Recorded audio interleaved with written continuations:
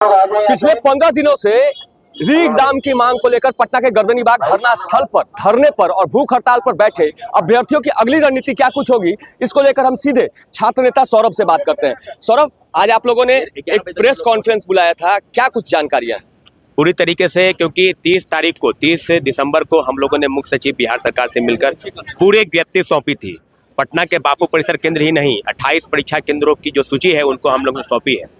कहीं कुछ गड़बड़ी हो रही है, कहीं 10 मिनट लेट से परीक्षार्थियों को घुसाया जा रहा है, कहीं जो है जैमर काम नहीं कर रहा है, कहीं लाइट ऑफ हो गया है।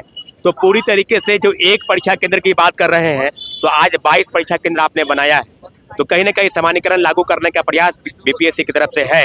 तो इसी बात को लेकर विगत 15 दिनों से जो आंदोलन चल रहा है, उस आंदोलन के लिए पुनः छात्र अभ्यर्थियों का आह्वान है कि भारी से भारी संख्या में कोचिंग इंस्टीट्यूट को बंद करना है, चाहे वो पुराने हैं, चाहे छोटे हो, चाहे बड़े हो, सभी बंद कर।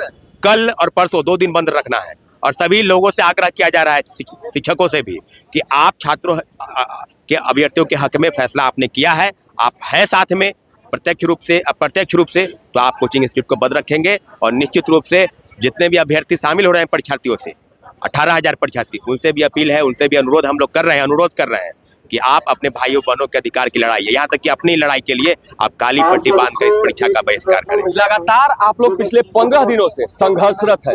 मुख्य सचिव से मुलाकात हुई, पर कई विपक्षी दल के नेता आपके गर्दनीबाग धरना स्थल पहुंचे, गांधी मैदान में प्रदर्शन हुआ, जेपी गोलंबर पर प्रदर्शन हुआ, पर नतीजा ढाक के 3 पात। अब आगे क्या करेंगे? अब हम लोग पीछे नहीं हटेंगे, क्योंकि हम लोग ने विनती, क्षमा, याचना, गुहार, रिक्वेस्ट सब करके देख लिए। अब एक ही डिमांड है, या तो आर नहीं तो पार। और छात्र अभ्यर्थी अब लड़ने को तैयार है। बैकफुट पर हम नहीं है, बैकफुट पर बीपीएससी है। और बीपीएससी जो भ्रष्टाचार में लिप्त चेयरमैन के तुगलकी फरमान है, उसको बताने का हम प्रयास करेंगे कि आपके फरमान से बिहार की बीपीएससी की परीक्षा प्रणाली नहीं बदलने वाली है। पेपर लीक, धांधली सेटिंग तो आप रोक नहीं पाते हैं। एक परीक्षा एक सीट में आयोजित होगी। इन्हीं बातों को लेकर हजारों की संख्या में अभ्यर्थी गर्दनीबाग धरना स्थल पर मौजूद होंगे और निश्चित रूप से कार्यक्रम की शुरुआत यहीं से होगी, यहीं से बिगुल फूकेगा। आज प्रशांत किशोर ने भी कहा था कि आप लोग के समर्थन में गर्दनीबाग पहुंचेंगे, आज आखिरी रणनीति तय करेंगे, पर प्रशांत किशोर कहीं नजर नहीं आ रहा। प्रशांत किशोर जी बैठक बुला रहे हैं, शायद हम लोग को जानकारी है, यहाँ पर आएंगे या नहीं आएंगे इसकी जानकारी मुझे नहीं है। लेकिन जितने भी लोग अगर छात्र हित में कोई फैसला करेंगे उनका हम स्वागत करेंगे। फिर भी इसको राजनीति का मंच हम लोग नहीं होने देंगे। छात्र अपनी लड़ाई लड़ने के लिए तैयार है। पप्पू यादव ने भी 3 तारीख को बिहार बंद का ऐलान बुलाया। पप्पू यादव जी हो, तेजस्वी यादव जी हो, प्रशांत किशोर जी हो, या कई पॉलिटिकल पार्टी के नेता छात्र हित में कुछ भी अपने कार्यक्रम चलाते हैं तो उनका स्वागत करते हैं। लेकिन छात्र जो है एकजुट है, छात्रों के साथ पप्पू यादव जी है, छात्रों के साथ प्रशांत किशोर जी है। निश्चित रूप से हम लोग अपनी लड़ाई लड़ने के लिए तैयार। आप लोग जो 2 दिन बंदी कर रहे हैं, वो क्या संपूर्ण बिहार में होगा और क्या कुछ बंद किया जाएगा, चक्का जाम किया जाएगा? निश्चित रूप से सारे अभ्यर्थियों से आग्रह किया जा रहा है कि अपने अपने जिला और अनुमंडल में कैंडल मार्च निकालेंगे, छात्रों के समर्थन में, लाठीचार्ज के खिलाफ, बिहार सरकार के तुगलकी फरमान के खिलाफ में। और इस प्रकार से जितने भी लोग हैं गर्दनीबाग धरना स्थल आएंगे। पटना के छोटे और बड़े कोचिंग संस्थान बंद रहेंगे, लाइब्रेरी बंद रखेंगे। और निश्चित रूप से सब लोगों से आग्रह किया जा रहा है आपके चैनल के माध्यम से कि आप एक धक्का जोर से री एग्जामिनेशन फिर से करने की मांग को लेकर सारे अभ्यर्थी गर्दनीबाग धरना स्थल पर आएंगे। मतलब कल आप लोग सड़कों पर रहेंगे?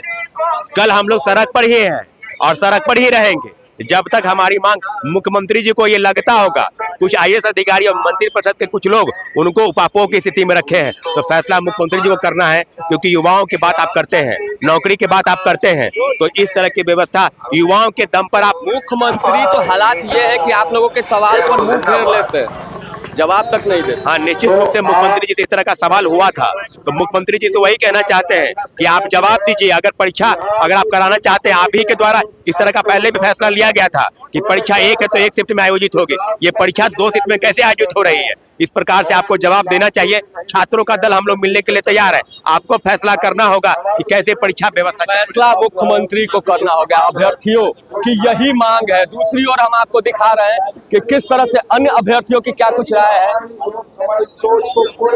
क्या कुछ कहेंगे, क्या कुछ कहेंगे भाई साहब? अगली रणनीति क्या कुछ होगी आप लोग?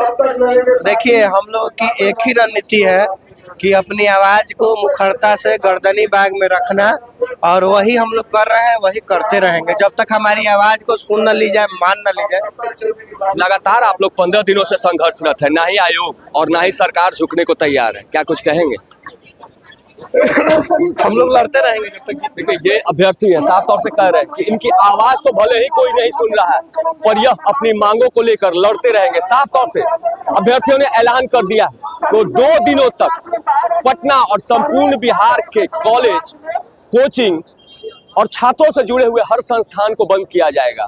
छात्र पटना के गर्दनी बाग धरना स्थल पर जमा होंगे और अपनी मांगों को लेकर 2 दिनों तक नारा और अपनी आवाज को बुलंद करेंगे। साफ तौर से इनकी एक ही मांग, री एग्जाम, री एग्जाम। नीरज त्रिपाठी, न्यूज़ 24 पटना।